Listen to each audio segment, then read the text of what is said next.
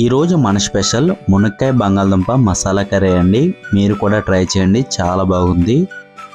ముందుగా స్టవ్ మీద ప్యాన్ పెట్టుకుని కొంచెం పల్లీలు, 1 టీ స్పూన్ ధనియాలు, కొంచెం ఎండు కొబ్బరి, 1 ఇంచ్ దాల్చిన చెక్క, 2 ఇలాచి, 4 లవంగాలు, 10 నుంచి 20 జీడిపప్పు, 2 స్పూన్ల తెల్ల నువ్వులు కూడా యాడ్ చేసుకుని మంట సిమ్లో పెట్టుకుని లైట్ గోల్డెన్ కలర్ వచ్చే వరకు ఫ్రై చేసుకున్న తర్వాత పూర్తిగా చల్లారిన తర్వాత మిక్సీ జార్లోకి వేసుకొని మెత్తగా గ్రైండ్ చేసి పక్కన పెట్టుకోండి.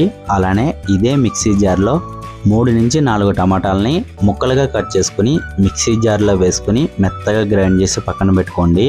ఇప్పుడు కుక్కర్ గిన్నె తీసుకొని స్టవ్ మీద పెట్టుకుని ఆయిల్ యాడ్ చేసుకుందాం. ఆయిల్ వేడైన తర్వాత 1 టీ స్పూన్ ఆవాలు, 1 టీ స్పూన్ జీలకర్ర, 1 టీ స్పూన్ సాయమినపప్పు వేసుకుని తాలింపును బాగా ఫ్రై చేసుకోండి.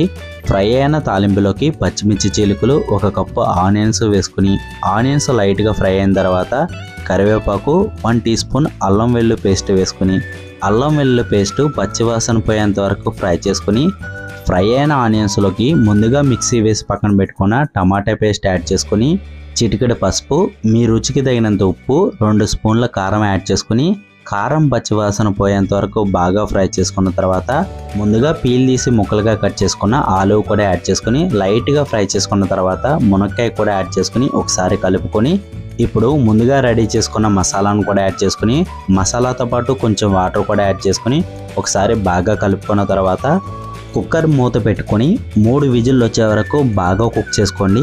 కుక్ అయిన తర్వాత చివరిగా కొత్తిమీర వేసుకొని ఒకసారి కలుపుకుంటే ఎంతో టేస్టీగా ఉండే మునక్కాయ బంగాళదుంప మసాలా కర్రీ రెడీ అయిపోయింది. ఫుల్ వీడియో కావాలంటే ఛానల్లో ఉంది, తప్పకుండా వాచ్ చేయండి. వీడియో నచ్చితే లైక్ అండ్ సబ్స్క్రైబ్.